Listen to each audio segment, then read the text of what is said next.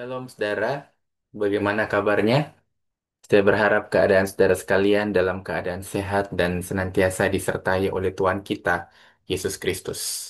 Hari ini kita akan melanjutkan seri khotbah tentang eksposisi perjanjian baru, dan hari ini kita akan membahas eksposisi Roma pasal 6 ayat 15 sampai dengan ayat yang ke-23. Di awal dari khotbah ini saya mengajak kita untuk melihat TV series yang berjudul Rome. Saya percaya setiap kita mengetahui tentang Roma. Ini merupakan ibu kota Italia dan kota yang sangat bersejarah. Di dalam TV series Roma ini, atau TV series Rome ini menceritakan zaman kepemimpinan dari berbagai tokoh. Kita mungkin akrab dengan tokoh Julius Caesar. Dalam series ini menceritakan banyaknya perbudakan yang terjadi pada zaman kepemimpinan Romawi zaman kuno. Jadi kita eh, melihat bahwa di dalam series ini terutama juga pada zaman Julius Caesar, itu banyak terjadi perbudakan. Budak-budak ditampilkan tidak memiliki hak di dalam kehidupan mereka. Mereka harus menaati apa yang disampaikan oleh Tuhan mereka. Ada seorang tokoh di dalam series ini namanya adalah Titus Pulo. Dia membeli seorang budak perempuan. Dia memerintahkan kepada perempuan itu untuk melakukan sesuatu dan perempuan itu melakukan apa yang dikatakannya. Jadi setiap kali Titus Pulo mengatakan sesuatu kepada perempuan itu melakukan seperti apa yang diminta oleh Titus Pulo. Termasuk Pulo sempat menyuruhnya untuk membuka pakaiannya dan perempuan tersebut melakukan apa yang disampaikan Pulo. Perempuan tersebut tanpa ragu melakukan apa yang diperintahkan Pulo kepadanya. Beberapa waktu kemudian, Pulo memutuskan untuk membebaskan perempuan tersebut dari perbudakan, dan Pulo sebagai Tuhan tentu saja dia punya hak untuk memberikan kebebasan kepada perempuan tersebut. Pada waktu perempuan itu bebas, dia tidak memahami apa itu kebebasan. Pulau menawarkan kepadanya untuk menikah, dan dia bebas memilih apakah ingin menikah atau tidak.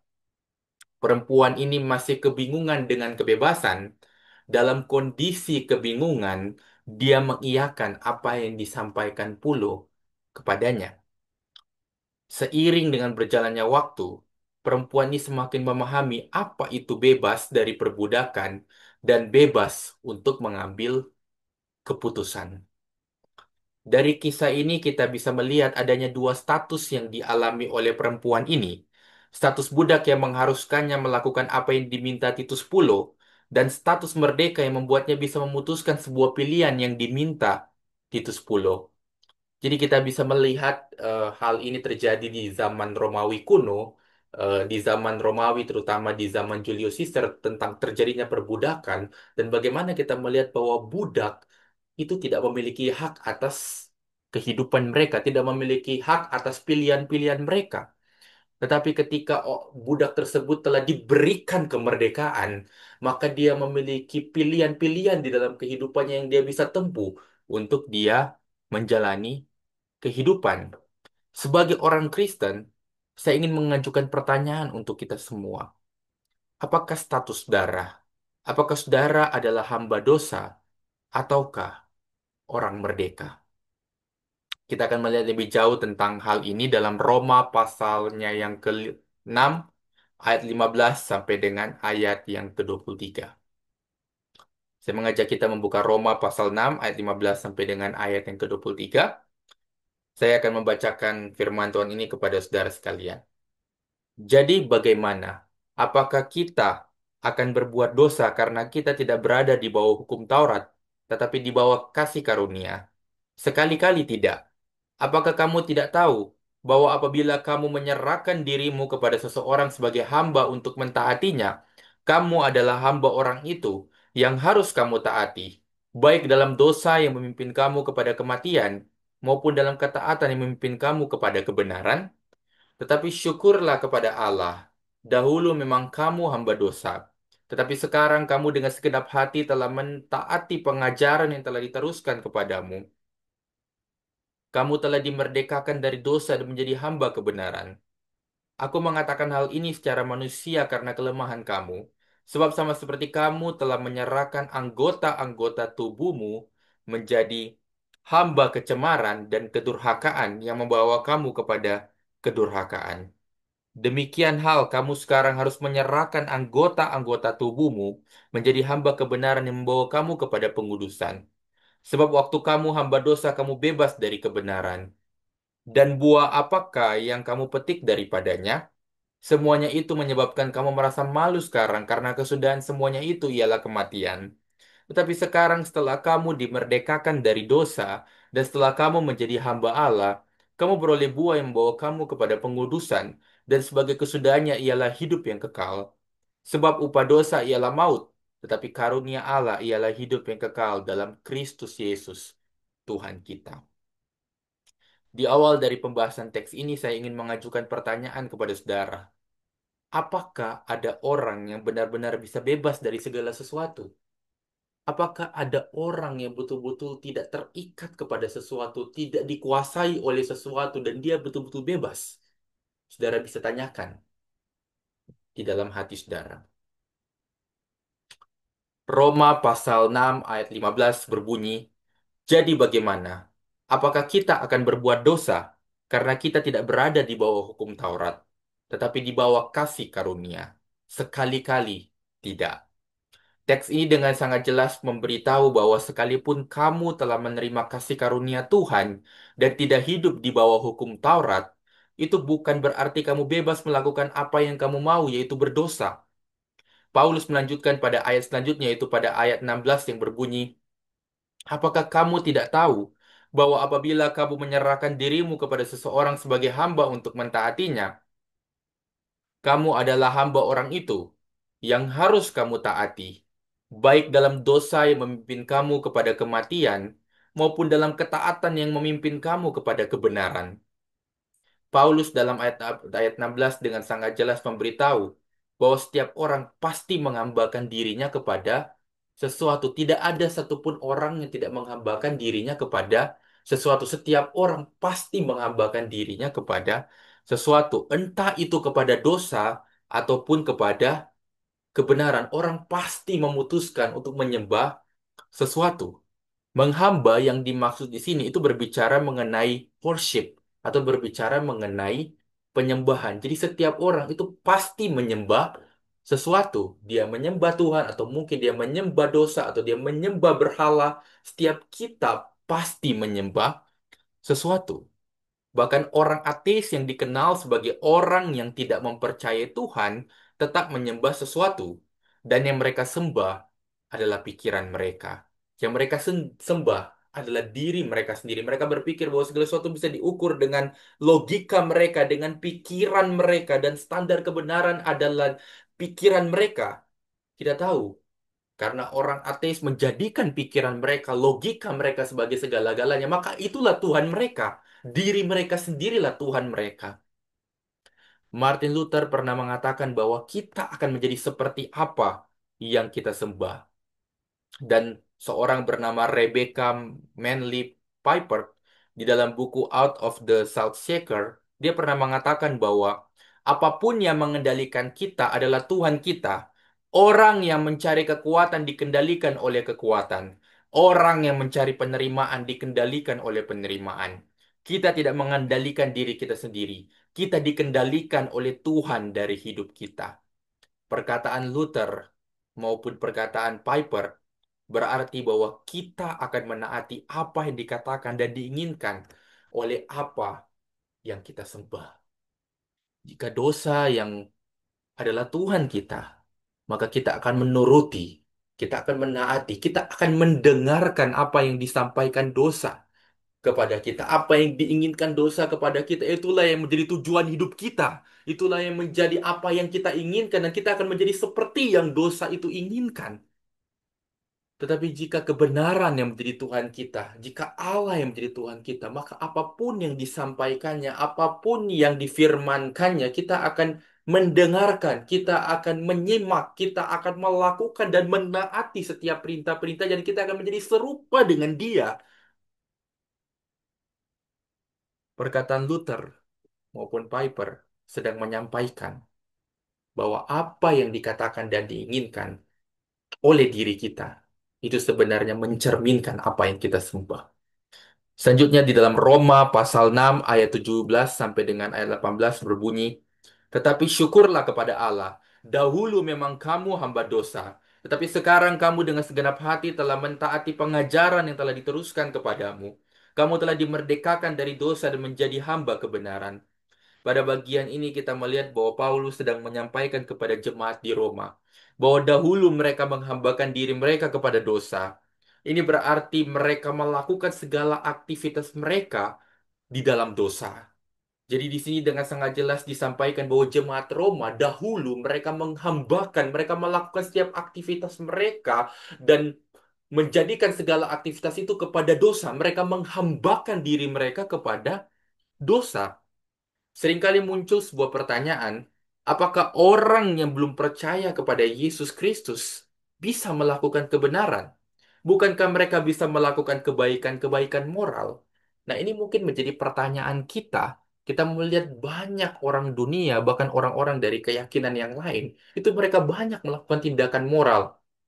Mereka rajin memberi sedekah, bahkan mereka memberikan scholarship kepada orang yang membutuhkan. Mereka memberi makan orang miskin, mereka memenuhi kebutuhan orang miskin, bahkan mereka pun melakukan keadilan di tengah-tengah dunia. Mereka menegakkan hukum dengan benar. Tetapi apakah yang mereka lakukan itu bisa kita katakan sebagai sebuah kebenaran? Dari teks yang sudah kita baca, dengan sangat jelas terjawab bahwa tidak mungkin orang yang belum percaya kepada Yesus Kristus bisa melakukan kebenaran.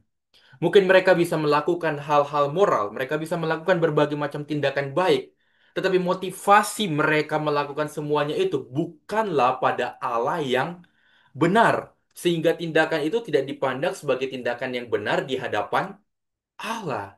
Jadi orang bisa melakukan tindakan-tindakan moral. Jangan sampai kita lupa bahwa setiap manusia adalah gambar Allah. Dan pada waktu Adam dan Hawa jatuh ke dalam dosa, mereka tidak kehilangan gambar itu, tapi gambar itu mengalami kerusakan. Itu berarti bahwa keturunan Adam dan Hawa yang mewarisi dosa yang telah mereka lakukan, yang merusak gambar Allah di dalam kehidupan mereka, itu pun bisa melakukan tindakan-tindakan moral, bisa melakukan hal-hal baik di dalam kehidupan mereka. Tetapi perlu diketahui bahwa apa yang mereka lakukan tidak berarti itu benar di hadapan Allah. Walaupun dahulu jemaat Roma telah menghabahkan diri mereka kepada dosa, Paulus mengatakan bahwa dia mengucap syukur karena sekarang mereka telah menjadi hamba kebenaran. Mereka telah dimerdekakan dari dosa dan menjadi hamba kebenaran. Mereka mengabdikan diri mereka kepada kebenaran, yaitu kepada Allah. Dari sini saya ingin mengatakan sebuah kalimat bahwa pengorbanan Yesus Kristus memastikan kita menjadi hamba kebenaran.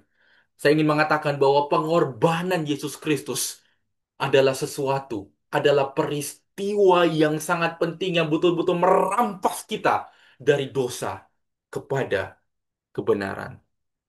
Pengorbanan Yesus Kristus bukanlah peristiwa yang biasa, karena pengorbanan Yesus Kristus memiliki kuasa seperti yang dikatakan di dalam Roma pasal 1 ayat 16 untuk menyelamatkan dan membebaskan kita dari kuasa dosa. Apa yang telah Kristus lakukan itu menyelamatkan kita, itu membebaskan kita dari kuasa dosa. Dan sifatnya bukan sebuah pilihan, tetapi suatu kepastian. Selanjutnya saya mengajak kita untuk kita melihat Roma pasal 6 ayat 19 sampai dengan ayat 21. Aku mengatakan hal ini secara manusia karena kelemahan kamu. Sebab sama seperti kamu telah menyerahkan anggota-anggota tubuhmu menjadi hamba kecemaran dan kedurhakaan yang membawa kamu kepada kedurhakaan. Demikian hal kamu sekarang harus menyerahkan anggota-anggota tubuhmu menjadi hamba kebenaran yang membawa kamu kepada pengudusan. Sebab waktu kamu hamba dosa, kamu bebas dari kebenaran. Dan buah apakah yang kamu petik daripadanya? Semuanya itu menyebabkan kamu merasa malu sekarang karena kesudahan semuanya itu ialah kematian. Paulus menyampaikan kepada jemaat Roma bahwa karena engkau telah dibebaskan dari dosa dan menjadi hamba kebenaran, sudah seharusnya engkau melakukan apa yang diinginkan oleh kebenaran. Sudah seharusnya engkau melakukan apa yang diinginkan oleh Allah. Hidupmu menjadi hidup yang mengabdikan dirimu untuk mentaati Allah. Hidupmu menjadi hidup yang memberikan hidupmu untuk mentaati kehendak Allah. Memang saya mengakui bahwa dalam hidup ini, kita sebagai orang percaya seringkali tergoda untuk jatuh di dalam dosa. Ada begitu banyak hal yang bisa menggoda kita. Ada begitu banyak hal yang seperti memberikan kenikmatan kepada kita dan kita ingin mengikuti kenikmatan itu. Misalnya saja uang. Uang bisa membuat kita mendapatkan apa yang kita inginkan. Kita berpikir kalau kita punya uang, maka kita bisa membeli apapun yang kita inginkan. Dan selain itu, uang juga bisa memberikan rasa aman kepada kita bahwa ketika kita ada kebutuhan-kebutuhan, ketika kita ada situasi-situasi yang tidak terduga, entah itu mungkin kecelakaan, entah itu mungkin eh, penipuan dan lain sebagainya, kita bisa membayar segala hutang yang kita alami. Saya teringat di dalam pengalaman saya pernah punya tabungan sekitar 22 juta lebih yang saya kumpulkan dengan susah payah. Lalu ketika akan menikah, saya harus mengeluarkan semua tabungan itu. Ini merupakan hal yang sangat sulit bagi saya karena mengumpulkannya merupakan hal yang sangat sulit. Saya berpikir dengan adanya tabungan ini, saya bisa merasa aman. Saya bisa memenuhi kebutuhan-kebutuhan yang mendesak. Tanpa saya sadari, saya menaruh rasa aman kepada tabungan saya. Saya pun menyadari akan dosa itu, akan berhala itu, sehingga saya pun bertobat di hadapan Tuhan. Bukan hanya uang, seks juga adalah sesuatu yang sangat menggoda. Kita melihat banyak orang, bahkan hamba Tuhan, yang jatuh di dalam dosa ini. Saya tidak perlu menyebutkan satu persatu namanya, saudara sendiri pasti sudah tahu siapa saja hamba Tuhan yang jatuh di dalam area ini. Mungkin kita berpikir hanya tontonan biasa atau adegan-adegan sensual atau hanya sekedar melihat perempuan atau laki-laki dan berpikir seksual tentang perempuan atau laki-laki itu. Tetapi tanpa kita sadari ketika kita terus-menerus mengkonsumsi hal-hal terkait seksual, kita akan jatuh, bahkan jatuh sangat dalam. Timothy Keller pernah mengatakan bahwa peperangan antara Allah dan berhala bukan hanya terjadi di dunia, tetapi terjadi juga di hati setiap orang percaya. Jadi di dalam hati kita sebagai orang percaya, ada peperangan antara Kristus yang ada di dalam diri kita dan berhala yang ada di dalam hidup kita. Setiap hari kita berperang di dalam Kristus, memerangi kedagingan manusia, manusia lama kita, memerangi berhala-berhala di dalam hati kita yang menawarkan kenikmatan, yang menawarkan dosa, yang menawarkan nafsu. Tetapi walaupun demikian, kita sama-sama mengetahui bahwa ujung dari mengikuti dosa seperti yang dikatakan di dalam ayat 20 dan ayat 21 tadi adalah rasa malu dan kematian. Ujung dari mengikuti dosa adalah kehancuran. Ujung dari mengikuti berhala adalah penyesalan. Jadi menjadi hamba dosa tidak bisa dibandingkan dengan menjadi hamba kebenaran. Kita sudah melihat betapa buruknya orang yang menjadi hamba dosa. Roma pasal 6 ayat 22 sampai dengan ayat 23 dengan sangat jelas menyampaikan kabar baik kepada kita.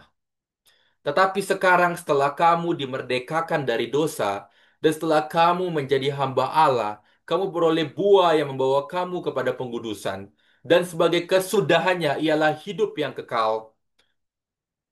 Sebab upah dosa ialah maut, tetapi karunia Allah ialah hidup yang kekal dalam Kristus Yesus, Tuhan kita. Sebagai orang yang percaya kepada Kristus dan menjadi hamba kebenaran, kita tahu bahwa ujung dari kehidupan kita bukanlah kehancuran, bukanlah kematian, bukanlah kebinasaan, bukanlah penyesalan, tetapi hidup di dalam kekekalan. Hidup bersama dengan Kristus, berada di sorga, berada di langit dan bumi yang baru, bersama dengan Kristus.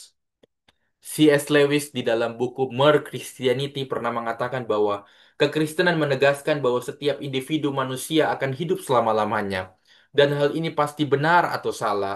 Sekarang ada cukup banyak hal yang tidak akan layak untuk dipusingkan jika saya hanya akan hidup selama 70 tahun. Tetapi yang sebaliknya, sangat serius saya pusingkan jika saya akan hidup untuk selama-lamanya. Mungkin sifat pemarah atau rasa cemburu saya secara bertahap semakin buruk. Sedemikian bertahapnya sehingga peningkatan dalam 70 tahun tidak akan terlalu terasa. Namun hal itu bisa menjadi neraka absolut dalam 1 juta tahun.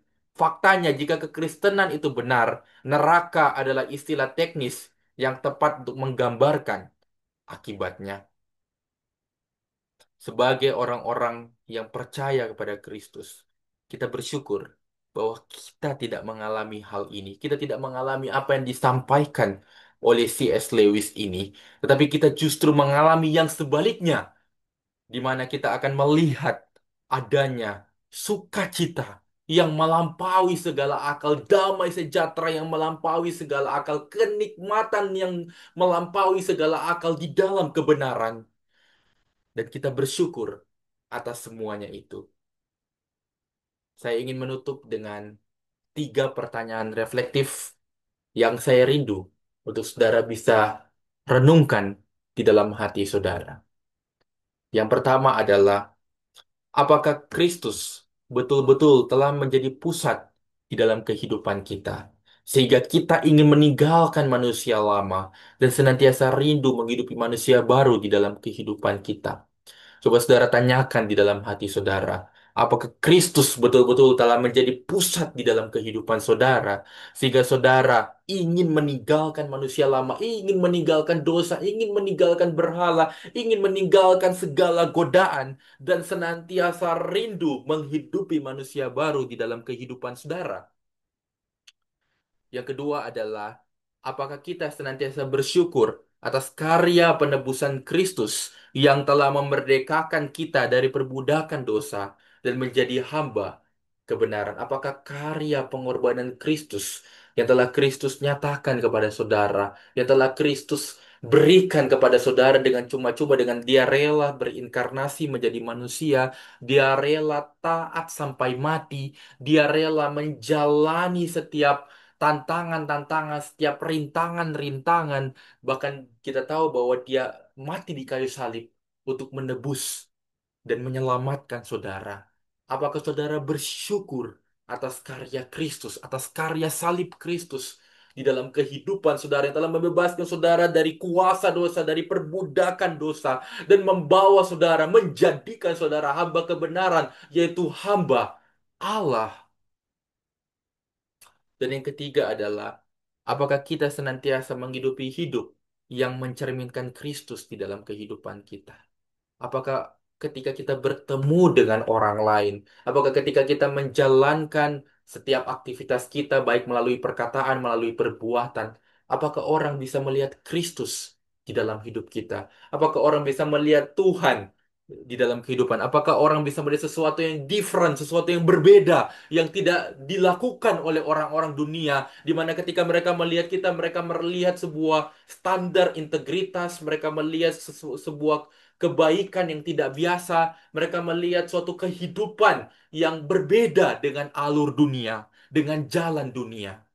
Apakah kita telah senantiasa menghidupi hidup yang mencerminkan Kristus di dalam kehidupan kita?